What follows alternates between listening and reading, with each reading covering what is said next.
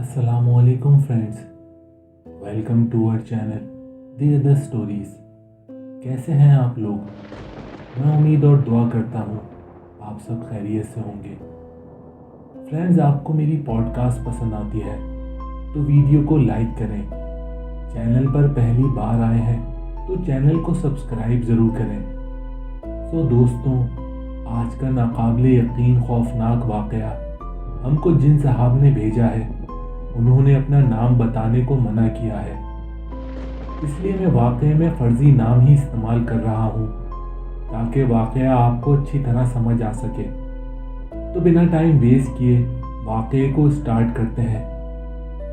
अस्सलामुअलैकुम एहसन। मेरा ताल्लुक़ पंजाब के एक शहर से है और मैं अपनी आप बीती सुनाकर किसी तरह का डर और खौफ पैदा नहीं करना चाहता, बल्कि मेरा मकसद ये है कि लोग एहतियात करें, क्योंकि एक वक्त ऐसा भी था जब मैं भूत जिन्नात पर बिल्कुल भी यकीन नहीं करता था। और जो कुछ मेरे साथ हुआ या मैंने देखा उसने मुझे उनके होने का यकीन दिला दिया। उस सब को मैं आज तक समझ नहीं पाया कि वो सब क्या था जो मेरी फैमिली के साथ हुआ था।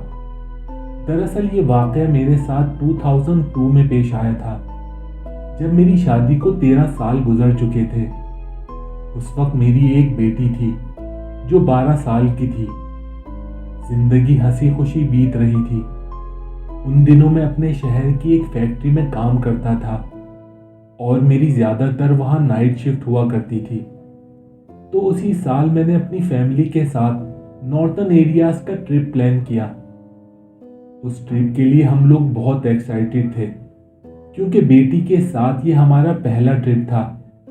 खैर, फैक्ट्री से 15 दिन की छुट्टियां लेकर हम सब घूमने निकल गए। नारान कागान, झील सैफुल मुल्क और फिर हुंजा वैली तक। वहाँ हमने बहुत मज़े किए और फिर 15 दिन के टूर के बाद हम लोग वापस अपने घर आ गए। सब कुछ बिल्कुल ठीक चल रहा था। वापस आने के बाद मैंने फिर से फैक्ट्री ज्वाइन कर ली थी। फिर कुछ 5 दिन के बाद जब मैं सुबह घर आया तो मेरी बेटी को बहुत तेज बुखार चढ़ा हुआ था। तो मैं उसे देखने उसके कमरे में चला गया, पर उस वक्त उसका चेहरा देखकर मैं बहुत ज़्यादा परेशान हो गया, क्योंकि उस वक्त मुझे वो तबीयत ख़राब होने से ज़्यादा बहुत डरी हुई लग रही थी। डर उसके चेहरे पर साफ दिखाई दे रहा था। तो मैं फौरन उसके पास जाकर बैठ गया। उस वक्त कमरे में मेरे और उसके अलावा और कोई नहीं था। तो मैंने उससे पूछा कि क्या हुआ है, कल तक तो तुम बिल्कुल ठीक थी। उसके बाद जो उसने मुझे बताया उसने मुझे हिला कर रख दिया। पहले तो उसने कमरे के दरवाजे की तरफ देखा, जैसे वो किसी के वहां आ जाने से खौफजदा हो रही हो। फिर उसी हालत में उसने मुझे बहुत डरते हुए हल्की आवाज़ में बताया, पापा, मम्मी रात में मुझे डराती हैं। पता नहीं रात में उनको क्या हो जाता है। उनके कमरे से उनकी बहुत अजीब आवाज़ें आती हैं। तो मैंने उसके सर पर हाथ फेरते हुए कहा कि तुमने उनसे पूछा क्यों नहीं, शायद उनकी तबीयत खराब हो रही हो। पर उसने बताया कि पहली रात जब ये सब हुआ था उस दिन मैंने उनसे बात करने की कोशिश की थी, पर मामा ने मेरी तरफ ऐसी डरावनी नज़रों से देखा कि फिर आगे कुछ पूछने की मेरी हिम्मत ही नहीं हुई। और तो और वो 2 बार बीच रात में घर का दरवाज़ा खुला छोड़कर कहीं बाहर चली गई थी। ये देखकर मैं डर के मारे अपने कमरे में आकर लेट गई।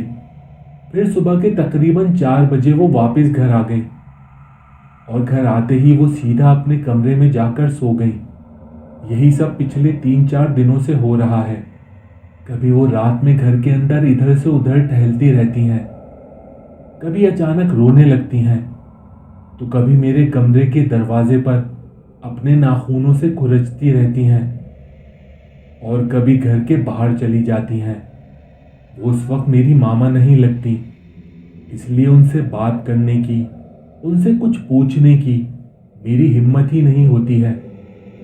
इसलिए मैं रात में अपने कमरे में बंद हो जाती हूँ।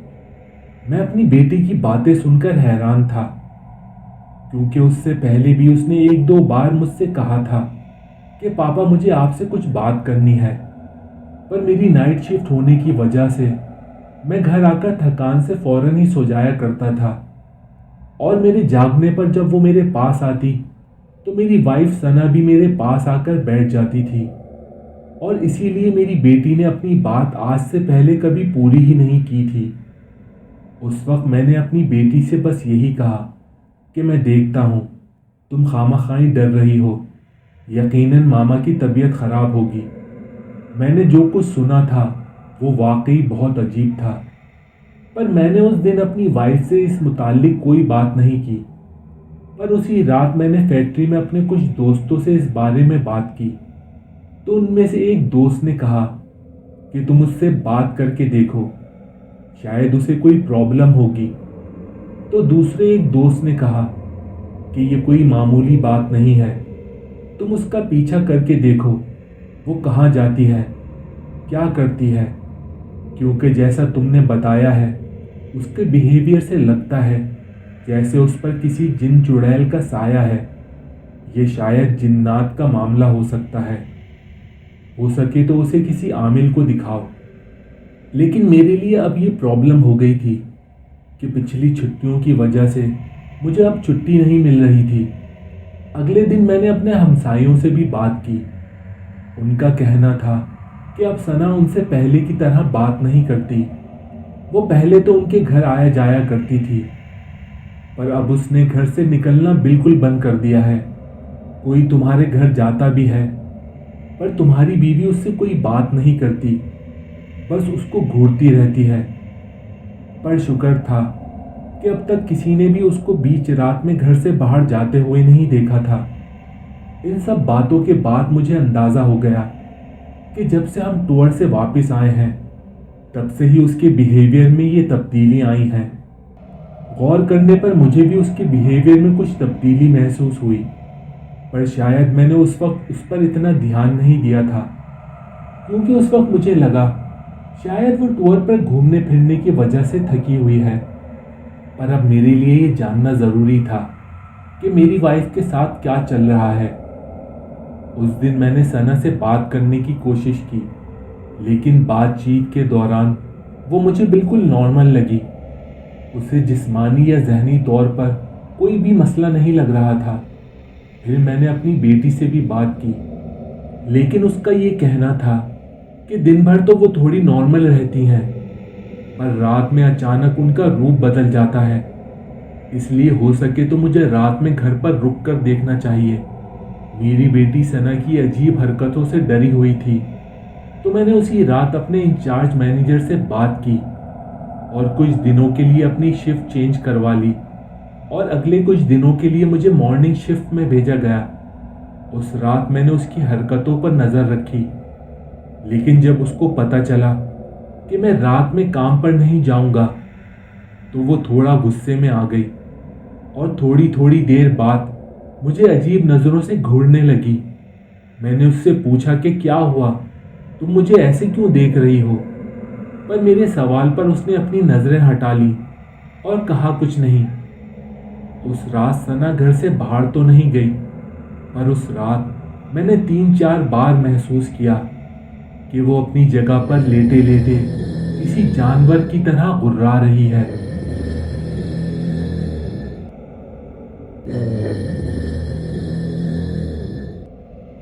मैं जब भी उसे आवाज़ देता वो बिल्कुल चुप हो जाती।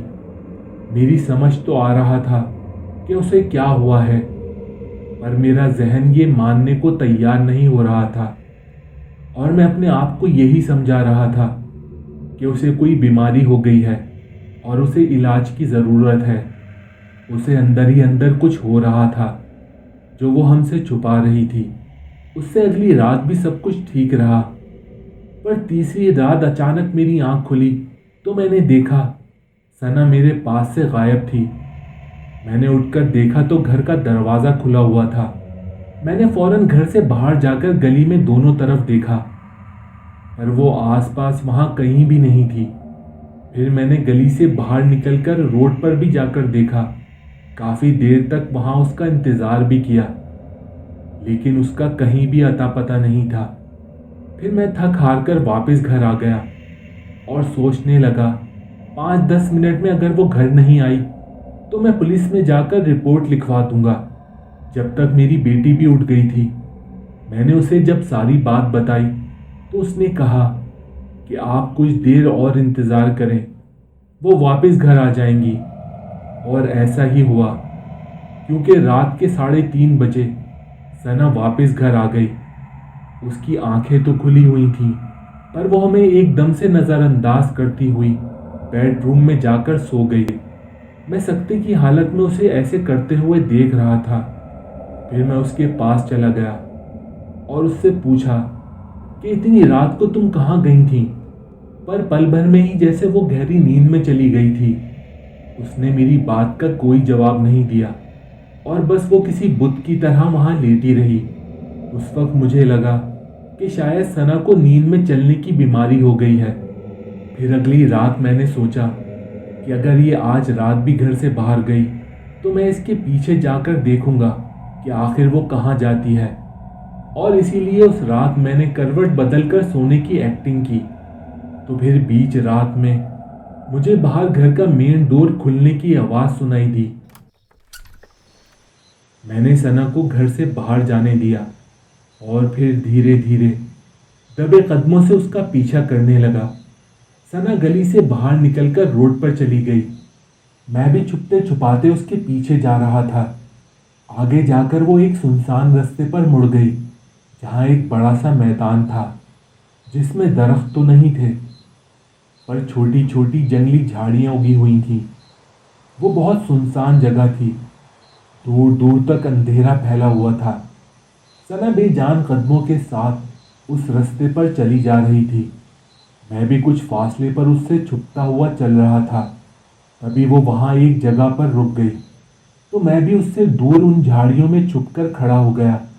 कुछ देर तो सना वहाँ बिल्कुल चुपचाप सीधी खड़ी रही और फिर उसने बहुत सीरियस और डरावनी आवाज में मुझसे कहा, मेरा पीछा करना बंद करो और वापस लौट जाओ। मुझसे दूर रहो, वरना तुम्हारे लिए ठीक नहीं होगा। इतना बोलकर वो फिर से आगे चलने लगी। उसकी वो अजीब आवाज़ सुनकर मेरे दिल की धड़कन बहुत तेज हो गई थी। मैं इतने दबे पांव संभल संभल कर उसका पीछा कर रहा था, पर फिर भी उसको पता चल गया था कि मैं उसका पीछा कर रहा हूँ।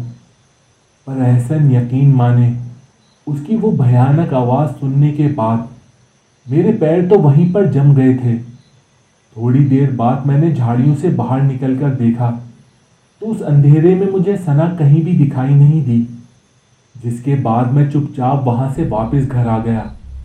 मेरे घर आने के थोड़ी देर बाद ही सना भी वापस घर आ गई और फिर से उसी तरह अपने बिस्तर पर जाकर सो गई। उस दिन सुबह भी उसका बिहेवियर बिल्कुल नॉर्मल था, जैसे कल रात क्या हुआ था उसको उसके बारे में कुछ भी पता ना हो। इन सब चीज़ों को देखकर मेरा भी दिमाग चकरा गया था।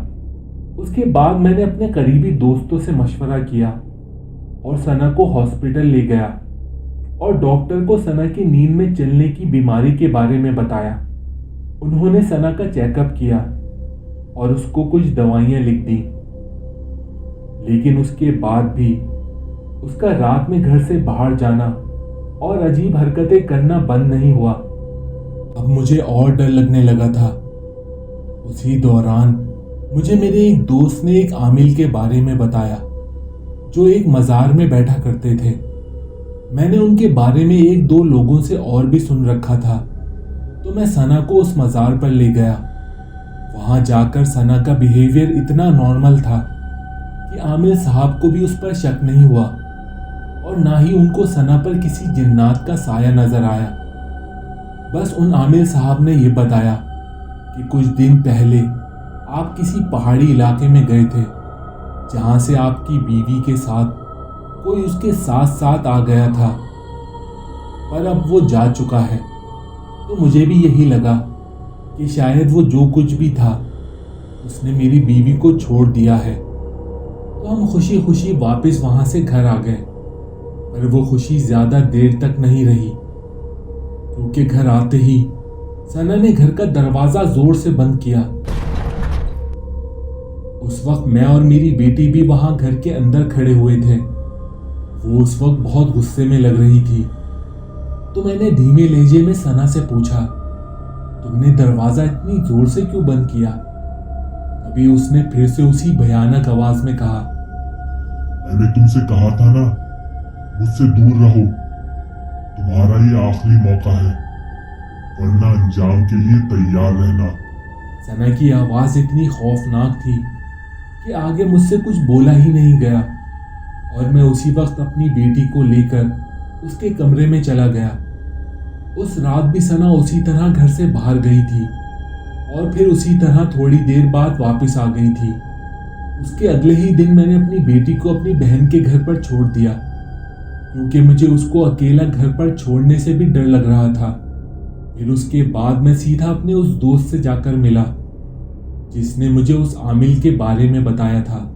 उससे मिलकर मैंने उसे रात वाले वाकये के बारे में बताया और बताया कि मैं सना को उन आमिल के पास ले गया था, पर वहाँ वो बिल्कुल नॉर्मल थी।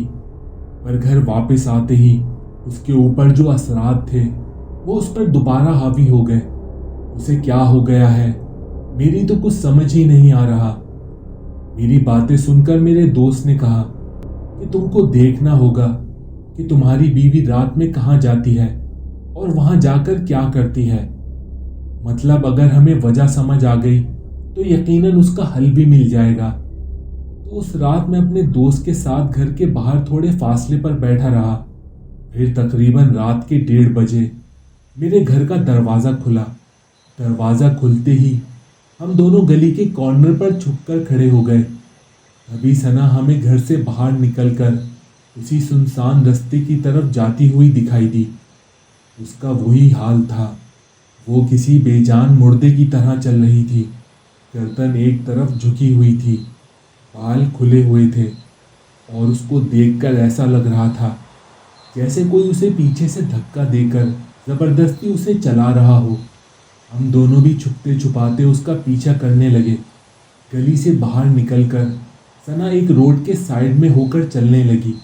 उस रोड पर रात में ज़्यादा गाड़ियां नहीं चलती थीं और इसीलिए उस रात भी ऐसा ही था। बस थोड़ी थोड़ी देर बाद में एक आधा गाड़ी वहां से गुजर जाती थी। कुछ देर उस सड़क पर चलने के बाद हम फिर से एक सुनसान रास्ते की तरफ जाने लगे। हम दोनों बहुत धीरे धीरे बिना आवाज़ किए उसका पीछा कर रहे थे, पर उस रास्ते पर जाते ही फिर से वही हुआ, क्योंकि कुछ दूर चलते ही सना उस सुनसान रास्ते पर फिर से रुक गई और उसने गर्दन घुमाकर सीधा हमारी तरफ ही देखा, जैसे उसे पहले से ही पता हो कि हम कहाँ पर हैं। लेकिन मैं फिर भी करीब की झाड़ियों में छुपने की कोशिश करने लगा और मेरा दोस्त भी वहीं थोड़े फासले पर झाड़ियों में छुप गया। तो उसी दौरान हमको फिर से उसकी वही खौफनाक आवाज़ सुनाई दी। मैं जानती हूँ तुम दोनों मेरा पीछा कर रहे हो। मैंने तुम्हें पहले भी कहा था, मेरा पीछा मत करो। जाओ, जाकर पहले अपने दोस्त की जान बचाओ। उसकी वो बात सुनकर मैं हैरान और परेशान हो गया और मैंने फौरन अपने दोस्त की तरफ देखा तो वो बहुत घबराया हुआ था। उसका जिस्म अजीब तरह से कांप रहा था। उसकी ऐसी हालत देखकर मैं भी डर गया था। फिर पता नहीं क्या हुआ, वो उन झाड़ियों से निकला और रोड की तरफ भागने लगा। मेरी तो कुछ समझ नहीं आ रहा था। लगा शायद वो डर के मारे रोड की तरफ भागा है। लेकिन उसके साथ ही मैंने एक खौफनाक मंजर देखा, जब उस सड़क पर एक छोटा ट्रक हमारी तरफ बड़ी तेजी से आ रहा था। ये देखकर मैं भी अपने दोस्त की तरफ भागने लगा, और जब तक मैं उसके पास पहुंचता मेरा दोस्त उस ट्रक के नीचे आ गया।